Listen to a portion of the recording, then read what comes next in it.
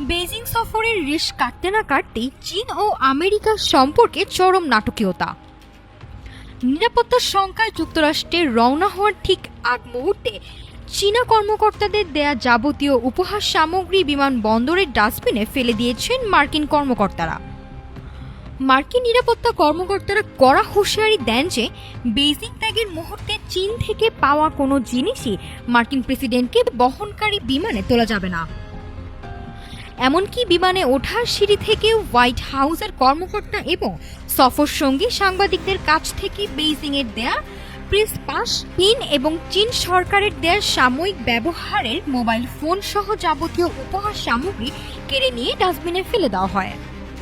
White হাউসের নিরাপত্তা কর্মকর্তা স্পষ্ট জানিয়েছেন, কঠোর নিরাপত্তা প্রোটোকল বজায় রাখতে এই নজিরবিহীন পদক্ষেপ নেওয়া হয়েছে। আমেরিকার শঙ্কা, উপহারের আড়ালে বেইজিং এসব সামগ্রী ব্যবহার করে মার্কিন কর্মকর্তাদের ওপর নজরদারি কিংবা বিপজ্জনক কোনো গুপ্তচর বৃত্তি চালাতে পারত। দুই দেশের শীর্ষ বৈঠকের পর যখন পরিস্থিতি শান্ত হওয়ার কথা, ঠিক তখনই আমেরিকার এই ডাস্টবিন কূটনীতি প্রমাণ করে বেইজিং ও ওয়াশিংটনের মধ্যে থাকার অবিশ্বাস্য রকমের অবিশ্বাস এখনো কতটা গভীর। নাফিসা সামিয়া, ঢাকা টুডে।